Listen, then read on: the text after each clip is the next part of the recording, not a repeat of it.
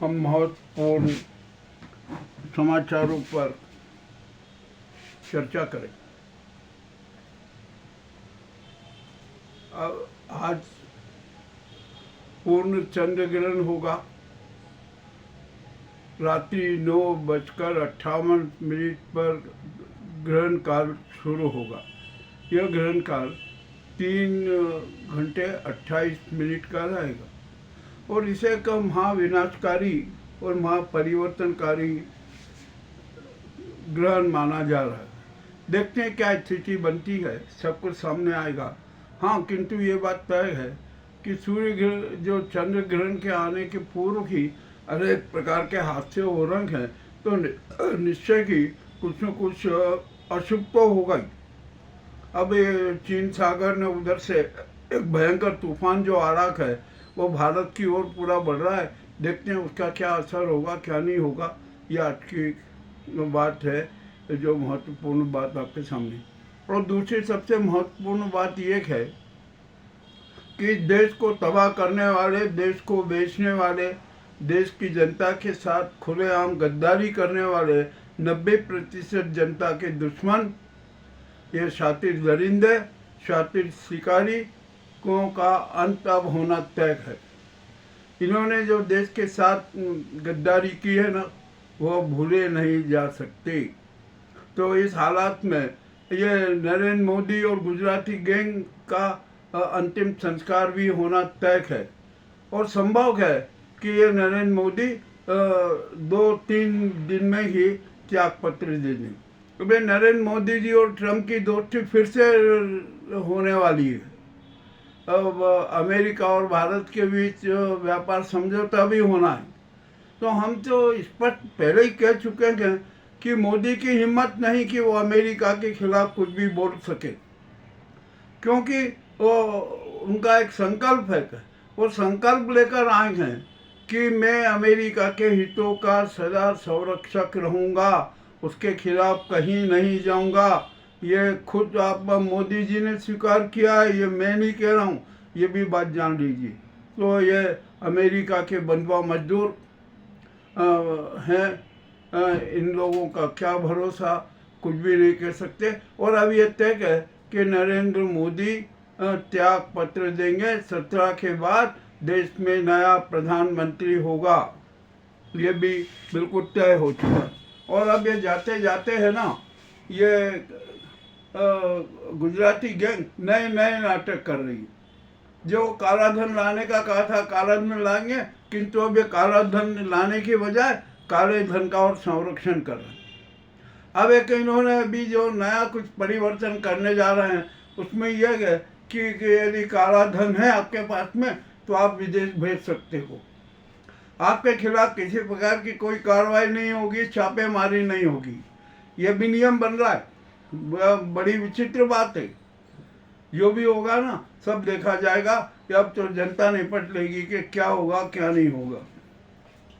अब तो अडानी और अंबानी और जो कॉरपोरेट जगत भी गुजराती गैंग के खिलाफ हो गए और गुजराती सरकार के खिलाफ हो गए, वे भी अब नए नए कांड उजागर कर रहे हैं। धारवी में क्या क्या जो नाटक हुआ है ना टेंडर में, वो भी अब सब उजागर हो गया। सुप्रीम कोर्ट ने तो साफ कह दिया कि अब एक बड़ा अकाउंट बनाया जाए, अकाउंट में लेन देन का पूरा हिसाब किया जाए, क्या क्या हुआ क्या क्या नहीं हुआ, ये भी सारा उजागर होगा। और अडानी को जितनी भी सरकारी जमीनें दी गई हैं वो तुरंत वापस ली जाएगी, ये भी तय हो चुका है। और ऐसा अब होगा कि मामला अति रोचक है। अब यहाँ पर हम आते हैं चुनाव आयोग की। चुनाव आयोग तो पूरा घुटने पर है। ये तो क्या है कि मोदी आयोग हो गया था और अपने मनमानी सारे कर रहा था। अब जनता ने सब इसकी सारी जो कारगुजारियां उजागर हो गई, पकड़ा गई ना, तो अब जनता ने एक बहुत बड़ा निर्णय दिया कि चुनाव आयोग ने जनतंत्र की हत्या करने वाले, प्रजातंत्र की हत्या करने वाले पूर्व सीईओ राजीव कुमार और वर्तमान सीईओ ज्ञानेश गुप्ता के, तो इनको कठोर से कठोर सजा दी जाए। इन्होंने इतने बड़े अपराध किए हैं कि क्षमा योग्य नहीं है। अब जनता की मांग है कि राजीव कुमार को पूर्व चुनाव आयुक्त राजू कुमार को और ज्ञानेश गुप्ता को मृत्यु दंड दे देना चाहिए, क्योंकि इन्होंने प्रजातंत्र और जनमत की क्रूर हत्या की। मताधिकार का जो अधिकार, मौलिक अधिकार जनता को प्राप्त है ना, उसके साथ खिलवाड़ किया। अरे करने दो इनको खिलवाड़, कोई दिक्कत नहीं है। ये संविधान के हत्यारे हैं, संविधान गैंग की जो हत्या कर रही है ना, उसके ये दल्ले हैं, उसके चिंटू हैं।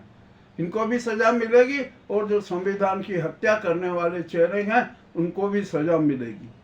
ये पूरा मामला बहुत बड़ा विचित्र है। और अब यहाँ जनता एक बात कह रही है, सीजेआई गवई जो अभी निर्णय दे रहे हैं जनहित में, राष्ट्रहित में, उनसे जनता खुश है और न्यायपालिका के प्रति उसमें विश्वास है। तो अब देश की 90% जनता का खुला आह्वान है कि सीजेआई जो गवई है ना, वो जो नवंबर में सेवानिवृत्त होंगे, उनका कार्यकाल 2 वर्ष के लिए बढ़ा दिया जाए। किसी भी हालत में उनका कार्यकाल 2 वर्ष के लिए अनिवार्य रूप से बढ़ा दिया जाए। अब कॉलेजियम भी यही सिफारिश करे और राष्ट्रपति भी इस बात पर मोहर लगा दे कि नहीं, सीजेआई गवई नवंबर में से रिटायर नहीं होंगे, उनका कार्यकाल 2 साल के लिए और बढ़ाया जा है, ये घोषणा कर दीजिए। और हम यहाँ राष्ट्रपति जी की बात करें, अरे राष्ट्रपति जी आप तो धत्तात हो गई हो, आपको कुछ नज़र नहीं आ रहा, नज़र आ रहा तो आप कभी कभी कुछ बोल देती हो, तो एक नई चेतना आती है कि हाँ नहीं राष्ट्रपति मुर्मू जी कुछ काम करेगी, परंतु वो कुछ करती नहीं है। क्योंकि आपको तो है ना, इस नाजी गुजराती गैंग ने बंधुआ मजदूर बना रखा, बंधक बना रखा है। आप उनके हाथों की कठपुतली हो गई हो, ये अच्छी बात नहीं है। आप ये सारे आप सब मिथक तोड़ दीजिए और आप दुर्गा और कालिका के रूप में आ जाइए। आपको सबसे पहले देश में राष्ट्रपति शासन की घोषणा करना चाहिए। और जो ना मोदी सरकार है ना, गुजराती सरकार, इसको तत्काल प्रभाव से भंग कर देना चाहिए। और सीडीएस जो सेना के प्रमुख हैं, उनको आप केयर टेकर पीएम बनाए, सीजेआई गवई को उनका विधिक न्यायिक सलाहकार बनाए। ये काम करना बहुत जरूरी है।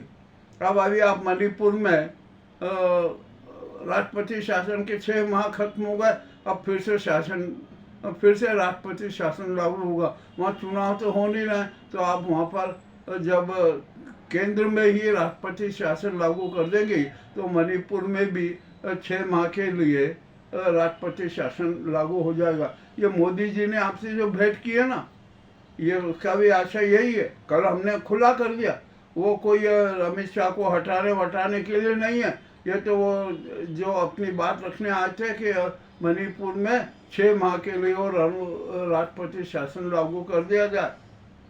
मोदी जी पहले मिलने गए, बाद में अमित शाह चले गए। अरे हम सब षड्यंत्र जानते हैं, हम सबको पता है कि क्या हो रहा है क्या नहीं हो रहा है। अब तो मोहन भागवत जी भी बड़े संकट में आ गए। 75 साल का नियम अब उनको सख्ती से लागू करना ही पड़ेगा, ये भी तय है। और जो गुजराती गैंग के 11 साल की कुकृत्यों का हिसाब किताब भी आपके सामने आ चुका है। तो ऐसे ये घिनौने चेहरे, घिनौनी गैंग देश का संचालन नहीं कर सकती।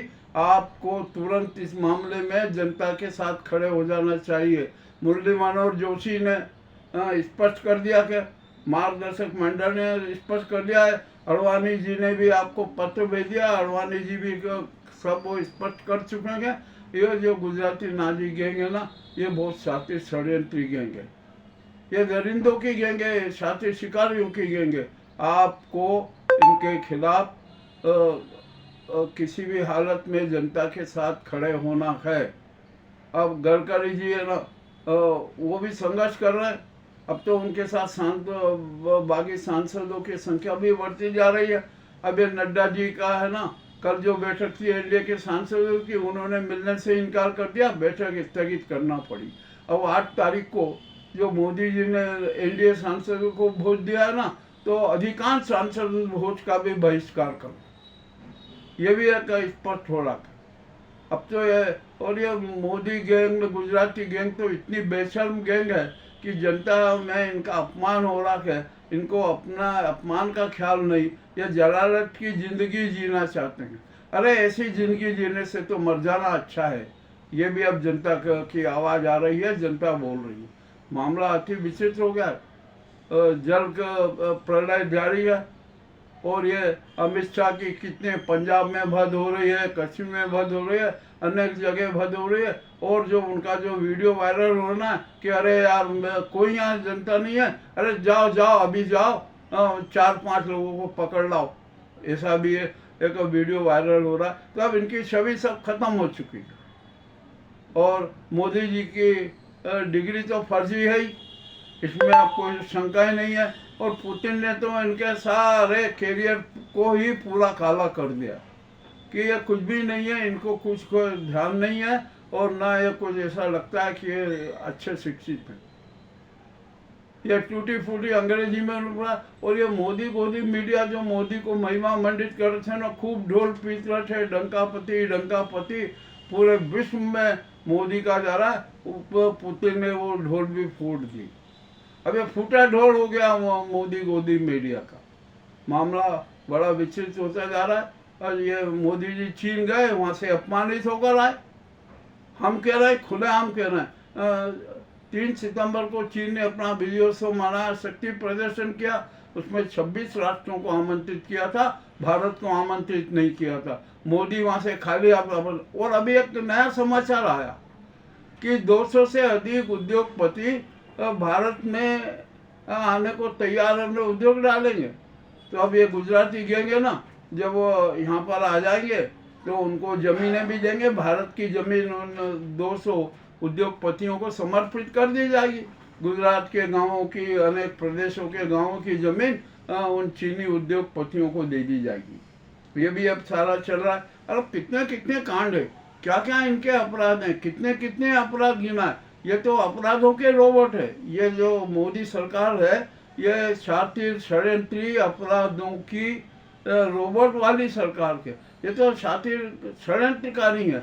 ये षड्यंत्रों के सफ़ेद काली झूठ के रोबोट है। इनका आपका खेल खत्म हो चुका है।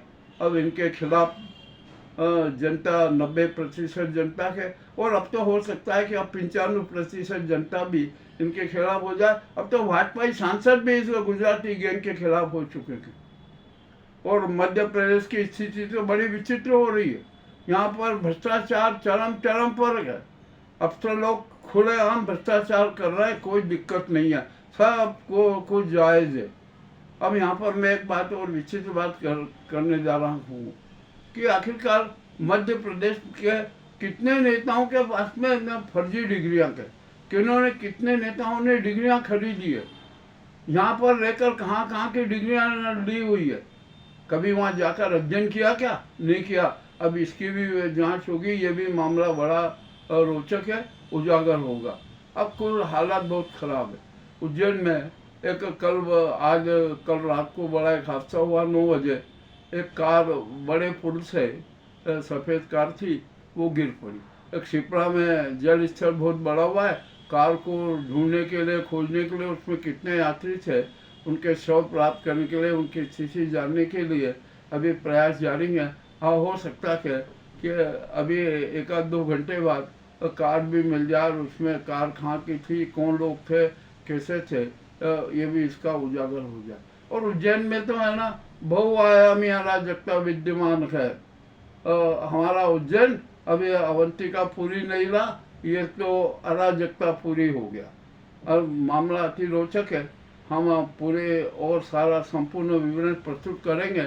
आज के जो ये कड़वे समाचार हमने आपके सामने प्रस्तुत किए हैं ना, ये बहुत ही कड़वे हैं। कुछ लोग, बहुत लोगों को, कुछ नहीं बहुत लोगों को बुरा लगेगा कि अरे ये तो मोदी के विरोधी हैं। हम किसी के विरोधी नहीं है, किसी से पूर्वाग्रह नहीं रखते। हम तो सत्य के प्रति समर्पित हैं, संविधान के प्रति समर्पित हैं, कानून के प्रति समर्पित है, जनता के प्रति समर्पित हैं, सनातन धर्म के प्रति समर्पित हैं, सुव्यवस्थाओं के लिए समर्पित हैं। यही हमारा लक्ष्य है। और हम सच सबके सामने प्रस्तुत कर देते हैं, रख देते हैं, बिना किसी भूमिका। हम भूमिका भी नहीं बांधते। हम तो स्पष्ट कह देते कि ऐसा ऐसा हो रहा है, सच बात कहने में क्या दिक्कत। और हम तो एक बात जानते हैं कि सत्य ही ईश्वर है, और सत्य की प्रस्तुति करना ईश्वर की आराधना हो। अब और मैं आपसे फिर कह रहा हूँ, मैं कभी ये नहीं कहता कि आप हमारे चैनल को सब्सक्राइब कीजिए, आप लाइक कीजिए, नहीं। हम तो ये चाहते हैं कि आप भावनात्मक रूप से हमारी चैनल के साथ जुड़े रहें। बहुत बहुत धन्यवाद।